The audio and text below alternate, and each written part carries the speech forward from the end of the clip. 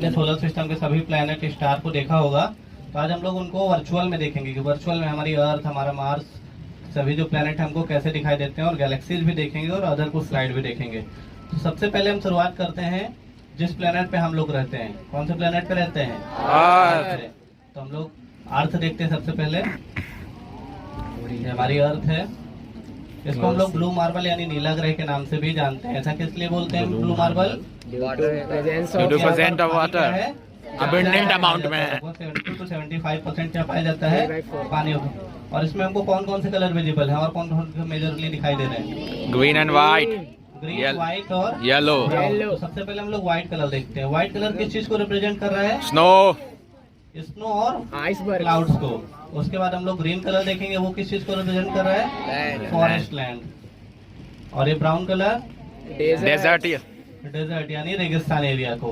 तो हमारा अर्थ है, हमारा अर्थ क्या एक सोलर सिस्टम में आता है, और हमारा सोलर सिस्टम एक गैलेक्सी में आता है। क्या नाम है उस गैलेक्सी का? मिल्की वे। मिल्की वे गैलेक्सी। तो देखते हैं मिल्की वे गैलेक्सी कैसी दिखती है। ये हमारी milky way Galaxy billions of star का ग्रुप है, मतलब करोड़ों तारों को समूह मिलकर एक गैलेक्सी बनाता है।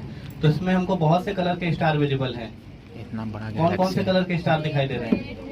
Red, blue, violet, red, white, yellow, orange या ब्लू बोल सकते हैं, ब्लू। तो सबसे ज्यादा हॉटेस्ट स्टार होगा वो किस कलर का होगा?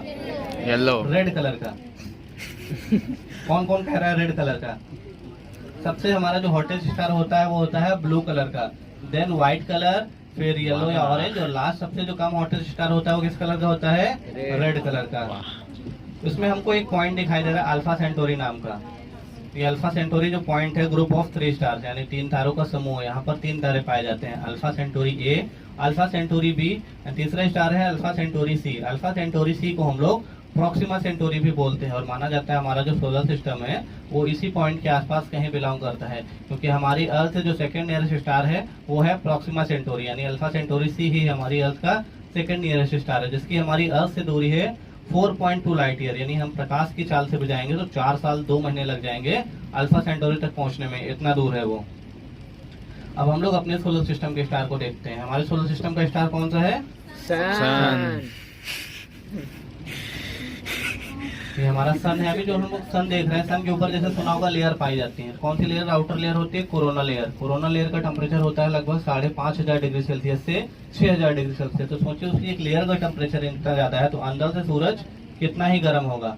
अब हम लोग सन का इंटरनल व्यू देखेंगे कि अंदर से हमें सन कैसा दिखाई देता है, क्योंकि अभी इसके ऊपर तो एक लेयर पाई जा रही है। अब हम लोग सन का एक्सरे कॉपी देखते हैं। ये हमारे सन का इंटरनल व्यू है। इसमें हम लोग कई जगह देख रहे हैं एक्सप्लोजन होता हुआ। एक्सप्लोजन इसलिए होता है क्योंकि वहाँ पर एक रिएक्शन चलती है। कौन सी reaction? Nuclear fusion. Nuclear fusion fission reaction, जो 2 एटम्स के बीच में होते हैं। कौन कौन से एटम्स? हाइड्रोजन और हीलियम। जहाँ पर ये रिएक्शन एक्टिविटी हमको ज्यादा देखने को मिलती है वहाँ पर बहुत बड़ा बड़ा हमको एक्सप्लोजन होता हुआ दिखाई दे रहा है। और सूर्य के अंदर का टेम्परेचर लगभग 15 मिलियन डिग्री सेल्सियस तक होता है। अब हम लोग अपना सोलर सिस्टम देखते हैं। ये हमारा सोलर सिस्टम है, जिसमें हम देखेंगे हमारे शुरुआत के जो 4 प्लैनेट है वो आकार में क्या है? बहुत ही ज्यादा छोटे हैं, और लास्ट के 4 प्लैनेट बहुत बड़े हैं। एक और डिफरेंस है, शुरुआत के जो 4 प्लैनेट हो कैसे हैं? टेरेस्ट्रियल हैं, यानी वहाँ पर भूमि पाई जाती है जैसे हमारी अर्थ में। लेकिन लास्ट के 4 प्लैनेट कैसे हैं? Gaseous planet. तो एक एक करके हम लोग सभी प्लैनेट अपने सोलर सिस्टम के देखेंगे। तो पहचानिए कौन सा प्लैनेट है? मरकरी यानी बुध ग्रह है। हमको देखने में कुछ मतलब ये कूल लग रहा है, इतना ज्यादा हॉट नहीं लग रहा है। सन के सबसे ज्यादा पास में है तो इसको सबसे ज्यादा हॉट होना चाहिए ना, लेकिन ऐसा क्यों नहीं है? क्या मरकरी है सर? क्योंकि यहाँ पर क्या है? एटमॉस्फेयर नहीं पाया जाता है, जिसके कारण इसके जिस हिस्से में सूर्य का प्रकाश पड़ता है वो बहुत ही ज्यादा गर्म रहता है, और जिस हिस्से में सूर्य का प्रकाश नहीं पड़ता है बहुत ही ज्यादा ठंडा रहता है। वहाँ का टेम्परेचर माइनस में भी चला जाता है। इसलिए सन के सबसे ज्यादा पास में होते हुए भी सबसे ज्यादा गर्म ग्रह नहीं है। इसमें हमको छोटे छोटे गड्ढे दिखाई दे रहे हैं, क्या है?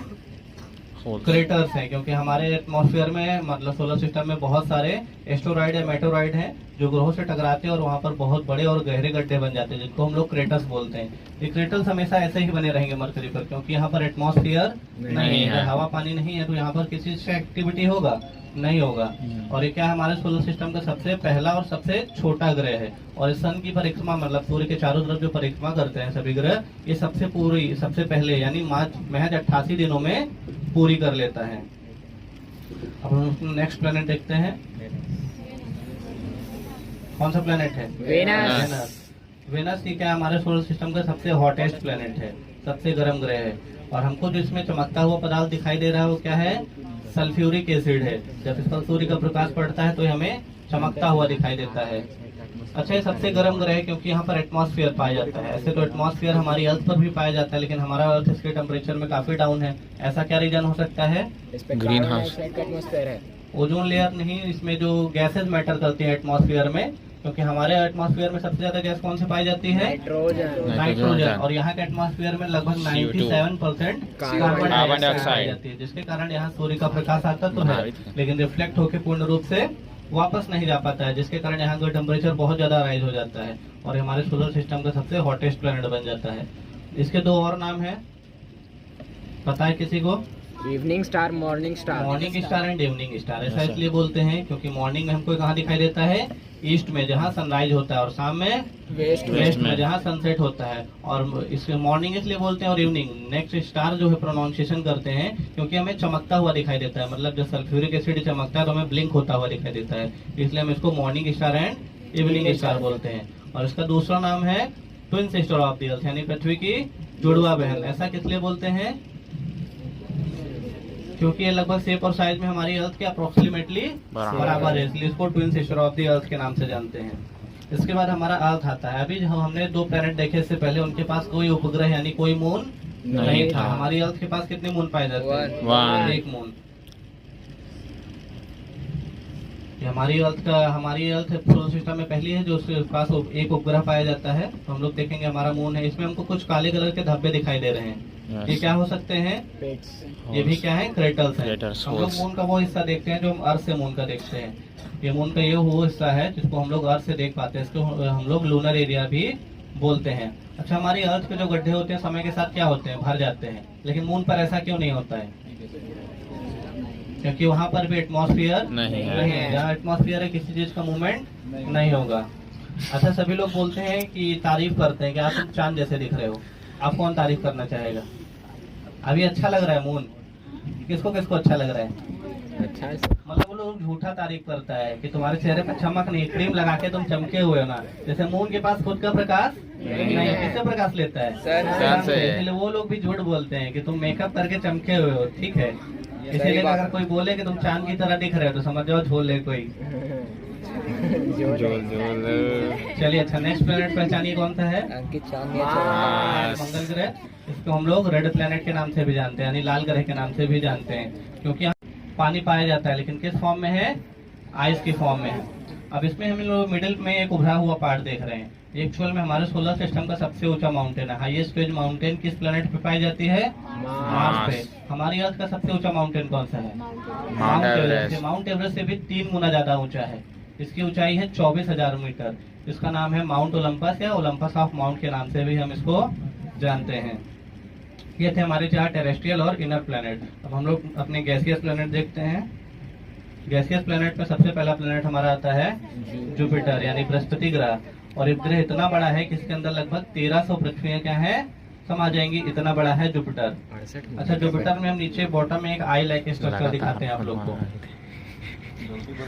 ये दिख रहा है, इसमें देख के आपको समझ में आ रहा है टोर्नेडो है, लेकिन कुछ एक स्पेशल चीज है इसमें। 64 या 68। हवा है, मतलब ये टोर्नेडो हो केवल इतना बड़ा है कि इसके अंदर 3 अर्थ आ जाएंगे। और दूसरा इसका एक स्पेशल मूव है कि बृहस्पति ग्रह जिस डायरेक्शन में सूर्य के चारों तरफ चक्कर लगाता है, ये उसके जस्ट अपोजिट डायरेक्शन में घूमता है। अगर बृहस्पति ग्रह वेस्ट में चक्कर लगा रहा है तो किस डायरेक्शन में जाएगा? ईस्ट में। अब हम लोग अपना नेक्स्ट देखते हैं प्लेनेट। ये कौन सा प्लेनेट है? सैटर्न, यानी शनि ग्रह। इसके चारों तरफ क्या पाया जाता है? रिंग पाया जाता है। और इसमें 2 गैस की मात्रा क्या है सबसे ज्यादा पाई जाती है? मीथेन और अमोनिया, जिसके कारण हमें कुछ लाइट येलो कलर का दिखाई देता है, ठीक है। और हमारे सोलर सिस्टम का सबसे कम डेंसिटी का प्लेनेट है। अच्छा, सभी लोगों ने सुना होगा कि पंडित जी बोलते हैं शनि ग्रह भारी हो गया उनके ऊपर। सुना है ना? किसके ऊपर भारी हुआ है? किसी के ऊपर नहीं हुआ। आकाश के ऊपर भारी हुआ है। तुम लोग आकाश के पीछे पड़े हो ना। चलिए, शनि ग्रह क्या है, हम लोग जैसे बोलते हैं पंडित जी लोग कि शनि ग्रह क्या भारी हो गया, लेकिन एक्चुअल में क्या है, शनि ग्रह हमारे सोलर सिस्टम का सबसे कम डेंसिटी का प्लेनेट है, यानी सबसे कम घनत्व वाला प्लेनेट है। अगर हम सभी ग्रहों को 1 बाय 1 पानी पे उतार के देखेंगे तो शनि ग्रह इतना कम डेंसिटी का है कि हम पानी पर तैरता हुआ दिखाई देगा, और हमारे सोलर सिस्टम का सबसे सेकंड लार्जेस्ट प्लेनेट है और सेकंड सबसे हल्का प्लेनेट भी है। ठीक है, सबसे हल्का बुध ग्रह के बाद शनि ग्रह। उसके बाद हमारा नेक्स्ट प्लेनेट कौन सा है, यूरेनस। हम देखेंगे यूरेनस को हम लोग जाइंट ऑफ आइस यानी बर्फ के दानों के नाम से भी जानते हैं, क्योंकि यहाँ पर बर्फ ही बर्फ पाई जाती है, और ये हमारे सोलर सिस्टम का सबसे कोल्डेस्ट प्लेनेट है। ऐसा इसलिए क्योंकि यहाँ पर तो आइस ही पाई जाती है, आइस के साथ में हीलियम गैस की मात्रा सबसे ज्यादा पाई जाती है, जिसके कारण यहाँ का टेम्परेचर और ज्यादा डाउन हो जाता है। और हमारे सोलर सिस्टम का सेकंड लास्ट और शुरुआत में सेकंड वाला प्लेनेट सबसे ज्यादा गर्म और सबसे ज्यादा ठंडा है। अब हम लोग अपना लास्ट प्लेनेट देखते हैं सोलर सिस्टम का, नेपच्यून। इसको हम लोग भी जाइंट ऑफ आइस के नाम से भी जानते हैं, क्योंकि यहाँ पर भी आइस ही आइस पाया जाता है, उसके अलावा और कुछ भी नहीं पाया जाता है। तो ये थे हमारे सोलर सिस्टम के टोटल 8 प्लेनेट। 2006 से पहले हमारे सोलर सिस्टम में एक और प्लेनेट हुआ करता था, प्लूटो। तो ये देखते हैं प्लूटो हमारा कैसा दिखता था। अरे ये प्लूटो जैसे लग रहा है आइसक्रीम कोन वाली आइसक्रीम के ऊपर चॉकलेट है, कोर्नेटो रखा हुआ है ना। कौन कौन खाना चाहेगा इतना बड़ा आइसक्रीम? खिलाइए सर। आप लोग आकाश को ही खिला रहे हो तुम लोग। आकाश में। चलिए, अच्छा बताइए कि इसको ग्रह की श्रेणी से क्यों हटा दिया गया? क्वेश्चन के आंसर दीजिए। ड्वार्फ बहुत छोटा था सर। सर वो किसी के ऑर्बिट में आकर चलिए, क्या करता था, सभी ग्रह क्या करते हैं, ऑर्बिट में चक्कर लगाते हैं, किसी में भी ठीक है? चल जाता है। ये भी अपने ऑर्बिट में चक्कर लगाता था, लेकिन कभी कभी ये क्या करता था, नेपच्यून के ऑर्बिट में भी चक्कर लगाने लगता था। और दूसरा रीजन है कि कोई भी ग्रह उपग्रह से भी नहीं छोटा हो सकता। हमारी पृथ्वी का उपग्रह जो मून है, ये आकार में क्या है, मून से भी छोटा है। अगर कोई ग्रह जो है उपग्रह से छोटा है तो हम उसको ग्रह की श्रेणी में नहीं रख सकते, इसलिए वैज्ञानिकों ने इसको डॉफ प्लेनेट यानी बौना ग्रह की श्रेणी में रख दिया। अब अपने आप को बौना मत समझ लेना तुम लोग, ठीक। चलिए, हम लोग अपनी अर्थ को देखते हैं फिर से रियल टाइम व्यू। अगर हम अपनी अर्थ से 12,000 फीट की ऊंचाई पर जाते हैं तब हमारी अर्थ हमको कैसे दिखाई देती है। ये हमारी अर्थ का 12,000 फीट की ऊंचाई का वीडियो है। ये रियल वीडियो और ये फॉर्मेट है, मंथ, डेट एंड ईयर के फॉर्मेट के नीचे दिया हुआ है। 13/3/2025। वेदर फोरकास्टर वालों को इससे काफी हेल्प मिलता है, जैसे बताते हैं ना हवाएं किधर चलेंगी, बारिश कब कहाँ हो सकती है, कहाँ क्लाउड्स रहेंगे। उनके पास और ज्यादा एडवांस टेक्निक रहती है, लेकिन वेदर फोरकास्टर इसका हेल्प लेते हैं। नेक्स्ट हम लोग देखते हैं, अच्छा बताइए, क्या हमारी पृथ्वी का पूरा बादल एक साथ गायब हो सकता है? नहीं हो सकता है, लेकिन विज्ञान केंद्र में हो सकता है। देखना चाहेंगे? यस चलिए सर। देखते हैं, सारा बादल हम जादू करके गायब करते हैं। देखिए, हमारी पृथ्वी का सारा बादल क्या हो गया, गायब हो गया। अब हमारी अर्थ कैसी लग रही है? ब्लू। सुंदर लग रही है, लेकिन हम लोग नहीं सुंदर लगेंगे। इसमें हम लोग कंट्रीज आसानी से क्या करते हैं, पहचान सकते हैं। जैसे हम लोग देखेंगे इंडिया, इंडिया के ऊपर चाइना, मंगोलिया और रशिया, इधर साइड में हम लोग देखेंगे बांग्लादेश। साउथ अफ्रीकन कंटिनेंट, ऊपर जो हमको स्ट्रक्चर दिखाई दे रहा है, ऊपर गल्फ कंट्रीज यानी यूरोपियन कंट्रीज हैं। ये हमारा साउथ अमेरिका, ये नॉर्थ अमेरिका। जो व्हाइट कलर का पार्ट दिख रहा है क्या है, ग्रीनलैंड है। और हम लोग साउथ अफ्रीका के बगल में देखेंगे छोटा सा आइलैंड नीचे पाया जा रहा है, उसको क्या बोलते हैं, मेडागास्कर आइलैंड। और नीचे हमारा क्या है, ये ऑस्ट्रेलियन कंटिनेंट है। और नीचे एक और बॉटम में बिल्कुल टेल लाइक स्ट्रक्चर दिखाई दे रहा है, वो है न्यूजीलैंड। अब हम लोग देखते हैं ओशियन ड्रेन। अगर बादल गायब हो जाएगा तो धीरे धीरे क्या होगा, पानी भी सारा सूख जाएगा, बरसात नहीं होगा। अगर ओशियन ड्रेन हो जाएगा तब हमारा अर्थ हमको कैसा दिखाई देगा। देखिए, पानी ज्यादा है, सूखने में टाइम लगेगा ना। देखिए, बिल्कुल डेजर्ट लाइक हमारा इंडिया पूरा अर्थ दिखाई देगा, पानी सूख जाता है तो सब फॉरेस्ट आ जाएगा तब सर। अच्छा, हमारी अर्थ में एक साइड क्या होता है, दिन होता है, और एक साइड में रात होते हैं। दोनों भी एक साथ में देखा है? नहीं सर। चलिए, आज हम यहीं बैठे बैठे दिन और रात दोनों कर देते हैं। ये तो देखा क्या SST लैब में? दिन और रात को जो लाइन डिवाइड करती थी उसको हम लोग बोलते हैं टर्मिनेटर। अब हम अपनी अर्थ को फुल टाइम नाइट व्यू में देखेंगे कि हमारी पृथ्वी पर अगर फुल टाइम नाइट व्यू होगा तब हमारी अर्थ हमको कैसी दिखाई देगी। ये हमारी अर्थ का फुल टाइम नाइट व्यू है। इसमें हम लोग एक एक कंट्री करके देखते हैं। सबसे पहले हम लोग अपना इंडिया देखते हैं। इसमें जो हमको लाइट दिखाई दे रही है, लाइट यहाँ पर दिखा रही है पॉपुलेशन डेंसिटी यानी जनसंख्या घनत्व को, कहाँ पर कितने ज्यादा लोग रहते हैं। जैसे कि हमारी इंडिया पॉपुलेशन में कितने नंबर पर है अभी? फर्स्ट नंबर पे। इसलिए हमें ऑल ओवर इंडिया में दिवाली दिखाई दे रही है, सभी जगह लाइट जल रही है ना। यस। और उसके बाद हम लोग अपने ऊपर चाइना का रीजन देखेंगे। चाइना सेकंड पॉपुलेशन नंबर पे है, ऑलमोस्ट हम मान सकते हैं कि हमसे थोड़ा ही बहुत पीछे है। तो चाइना तो हमसे टेक्नोलॉजी में आगे है ना, तो क्या उसके पास रात में जलाने के लिए लाइट नहीं है? देख सकते हैं कि वहाँ पर लाइट हमको नहीं दिखाई दे रही। क्या रीजन हो सकता है? Energy resource. अच्छा बोल रहा था बिजली का बिल नहीं भरा, मोदी जी ने लाइट काट दिया। क्या रीजन हो सकता है? लाइट कटा हुआ है, एनर्जी बचा रहे उसका रीजन है कि वहाँ पर हमारे ऊपर जो चाइना पाया जाता है, वहाँ पर डेजर्ट और माउंटेन्स पाए जाते हैं, जिसके कारण वहाँ पर पॉपुलेशन नहीं रहती है। और चाइना की 97% पॉपुलेशन कहाँ रहती है? ईस्ट चाइना में। और मिडल कॉर्नर में हमको दिखाई दे रहा है जापान, और इधर ही हमारा हो गया साउथ अफ्रीकन कंटिनेंट, और ऊपर हमको दिखाई दे रहा है हाई डेंसिटी वाला एरिया, ये है यूरोपियन कंट्री। टूटी फूटी छिपकली लाइक स्ट्रक्चर जो दिख रहा है, ये छिपकली है यूरोपियन कंट्री। जो है हमारा है साउथ अमेरिका और नॉर्थ नॉर्थ अमेरिका। देखेंगे नॉर्थ अमेरिका में भी पॉपुलेशन डेंसिटी बहुत ही ज्यादा पाई जाती है। अब हम लोग देखेंगे ह्यूमन ट्रांसपोर्टेशन। जैसे हमें अपने ही देश में कहीं आना जाना है तो हम व्हीकल के थ्रू आ जा सकते हैं ना, लेकिन एक कंटिनेंट से दूसरे कंटिनेंट या बहुत दूर किसी दूसरी कंट्री में जाना है तो किसके थ्रू जाते हैं? प्लेन, एरोप्लेन या वाटरवे। Yes sir.